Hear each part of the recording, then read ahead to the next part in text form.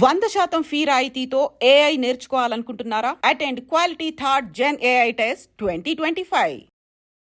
నమస్తే, welcome to iDream social spotlight with కవిత.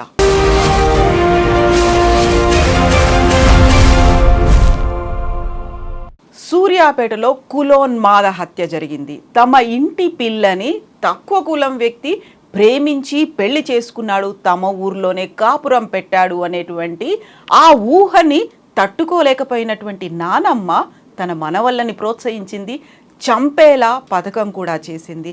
ఇందులో బలైనటువంటి బంటి చేసినటువంటి తప్పేముంది? ఇప్పటి తరం పర్టికులర్గా పేరెంట్స్ ఏం ఆలోచించాలి, ఎలాంటి అడుగు పిల్లల వైపు వేయాల్సినటువంటి అవసరం ఉంది. మనతో పాటుగా ఉన్నారు సోషల్ యాక్టివిస్ట్ కృష్ణకుమారి గారు. అమ్మ నమస్తే. నమస్తే అమ్మ, ఇలాంటి ఇన్సిడెంట్స్ జరిగినప్పుడల్లా ప్రతిసారి మనం అనుకుంటాం ఇదే ఆఖరిదైతే బాగుండు, కనీసం దీన్ని చూసైనా కనివిప్పు కలగాలి అనుకుంటాం.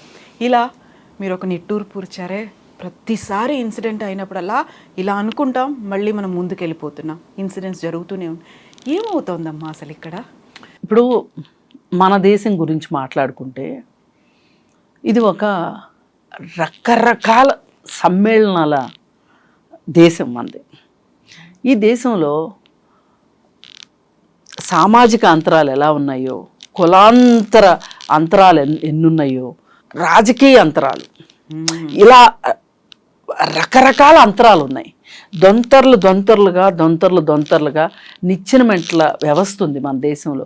ప్రపంచంలో నాకు తెలిసి ఎక్కడా ఈ అంటే ఇప్పుడు నేను మాట్లాడిన విషయాల్లో కొన్ని ఉంటాయి, కానీ ఇన్ని ఉండటం కష్టం. అన్ని పైగా వీటన్నిట్లో పై చేయి కులం, వీటన్నిట్లో పై చేయి కులం. ఈ కులం కోసమే కులం అని కులం కోసమే కొట్టుకుని చస్తున్న కాలంలో ఎవరికి వాళ్ళు ఏమనుకుంటారు, నేను అలా కాదు అనుకుంటారు, నేను అలా కాదు అని చెప్తారు. కానీ వాళ్ళింట్లోనే జరిగినప్పుడు రియాక్ట్ అయ్యే విధానం వేరుంటుంది. మేము అదే, మాకు కులమే కావాలి అని చెప్పేవాళ్ళు ఉన్నారు ఈ రోజుకి. వాళ్ళు కుల్ల మాకు కులమే కావాలి అని చెప్తున్నారు. కులం ఇంటి కోతైనా పర్వాలేదు అనుకుంటున్నారు, అంతే కోరుకుంటున్నారు. ఈ కులంలో అసలు వీడు మంచోడేనా కాదా, వాడికి అని చూడట్లా.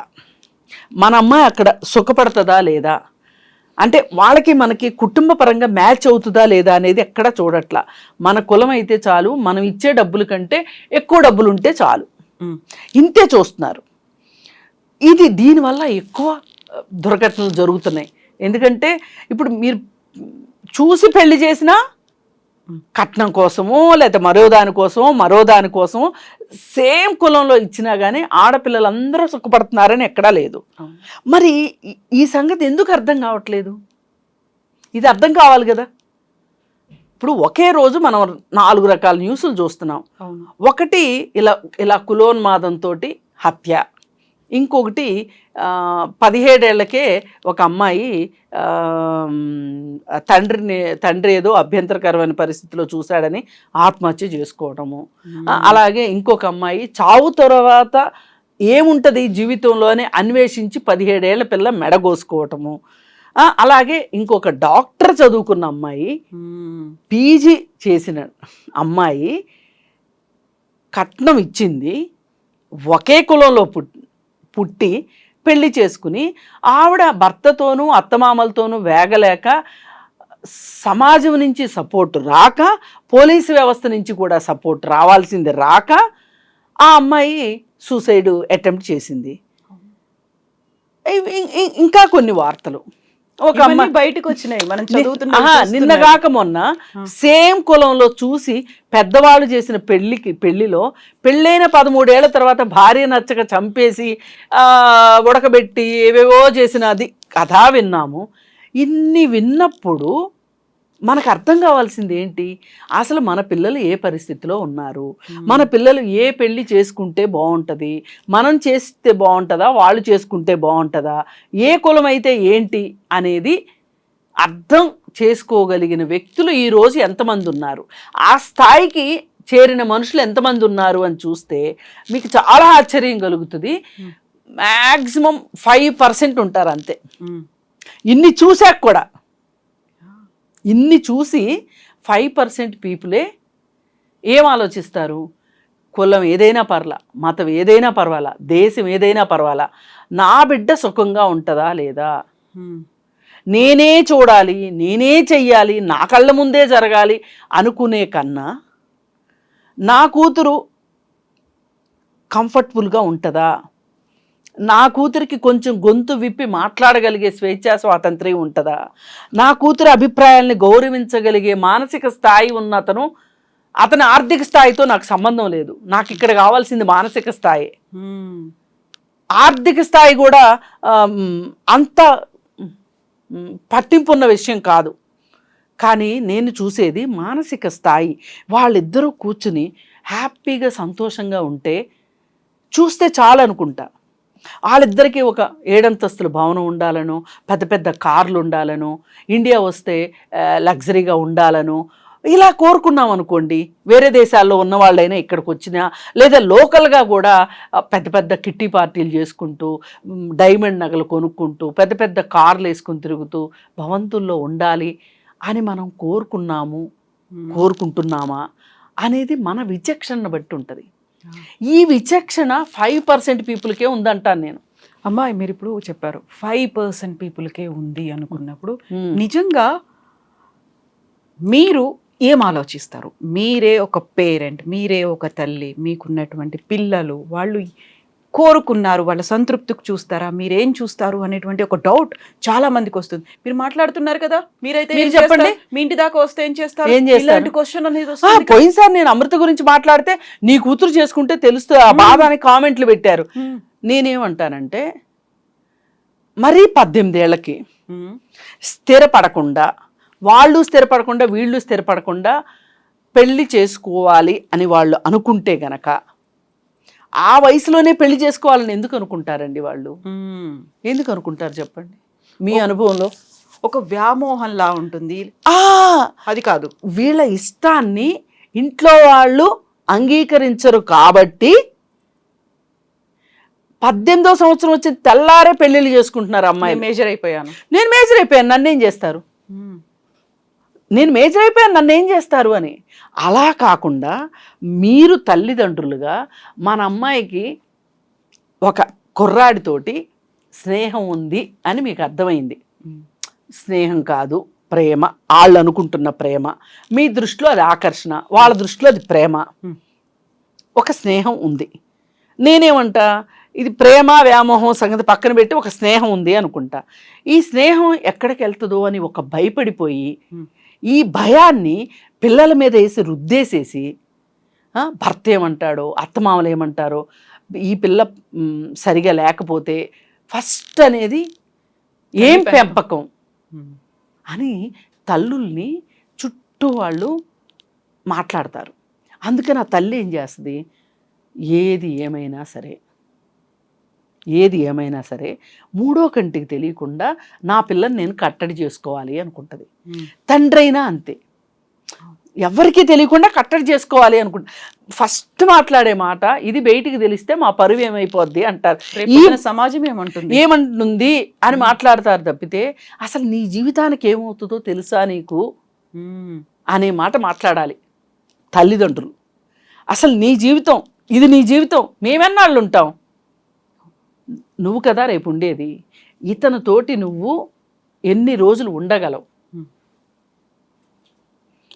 ఉండగలవా లేదా ఆలోచించుకో. లైఫ్ లాంగ్ షార్ట్ టర్మ్ నువ్వేమనుకుంటున్నావు, అసలు నీ ఉద్దేశంలో నీ భవిష్యత్తు ఎలా ఉండాలనుకుంటున్నావు, నీ భర్త ఎలా ఉండాలనుకుంటున్నావు, ఇప్పుడే మేము పెళ్లి చేస్తాం అన్నాం అనుకో, నీకు ఇతని సంగతి పక్కన పెడదాం కాసేపు, ఏం కోరుకుంటున్నావు జీవితంలో అంటే, ఈ అమ్మాయి ఖచ్చితంగా ఈ అబ్బాయి ఎలా ఉంటే అలా అన్నట్లే మాట్లాడుతుంది, ఆ అబ్బాయి ఏం అవ్వాలనుకుంటున్నాడో చెప్తుంది ఖచ్చితంగా, ఈ అమ్మాయి మనసులో మటుకు ఈ అబ్బాయే ఉంటాడు, ఎలా ఉండాలో చెప్తుంది. అప్పుడు మీరు కూర్చోబెట్టి, ఇప్పుడు నువ్వు చదువుకోవాలన్నా, అతను చదువుకోవాలన్నా, ఇద్దరూ చదువుకోవాలన్నా కావాల్సింది ఏంటి, ఆర్థిక బలం, అలాగే చదువు మీద శ్రద్ధ, ఈ రెండు ఉండి మీరు చదువుకున్న తర్వాత మీ నిర్ణయాలు మీరు తీసుకోండి.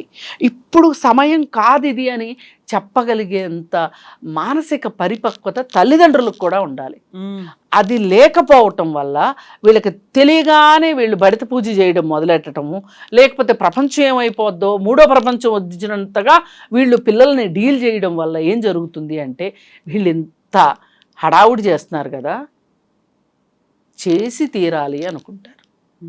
మొండితనం పెరుగుతుంది. పిల్లల్లో ఎప్పుడు మొండితనాన్ని పెంచకూడదు. ఒక్కటే మీరు చెప్పాల్సింది, నువ్వు జాగ్రత్త, నువ్వు జాగ్రత్తగా ఉంటేనే మేము సంతోషంగా ఉంటాం. నేను ఒక తల్లినే.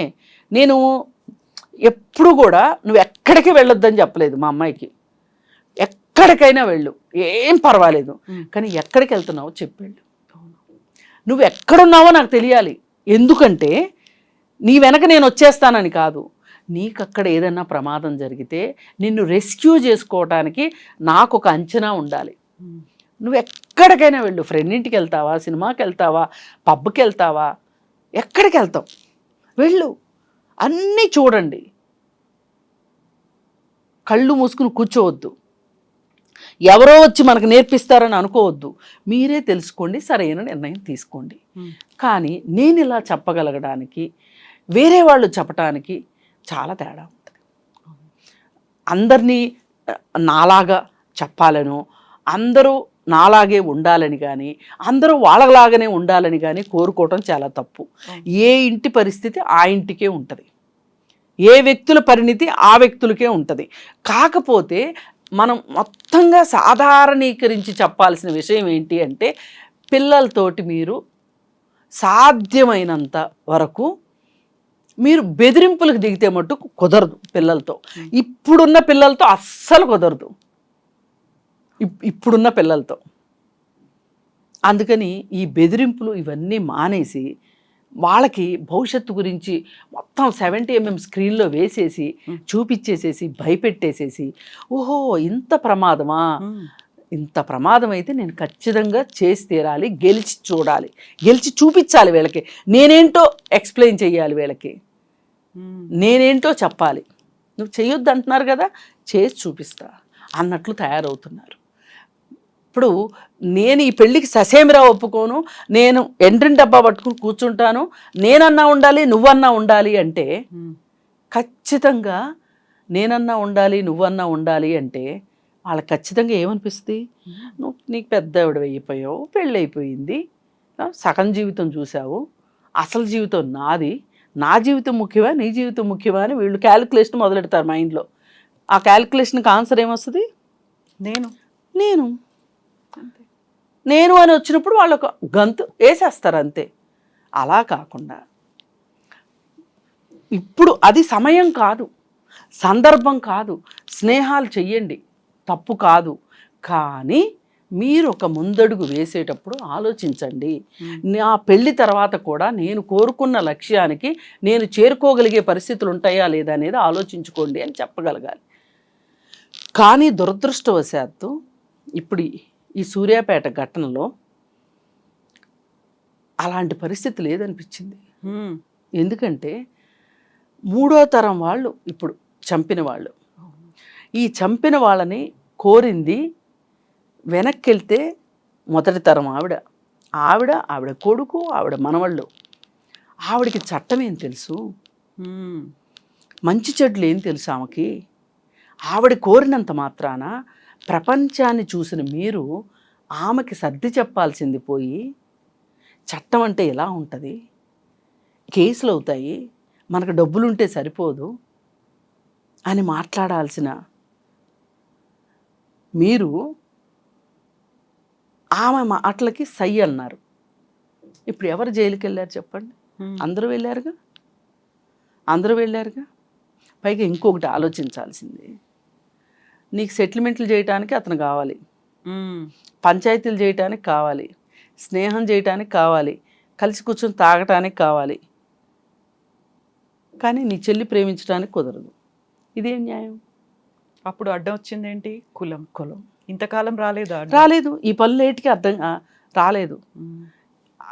ఒక్క మాట అండి, ఈ ప్రపంచం మొత్తంకి మనం వేయగలిగిన సూటి ప్రశ్న ఏంటి అంటే,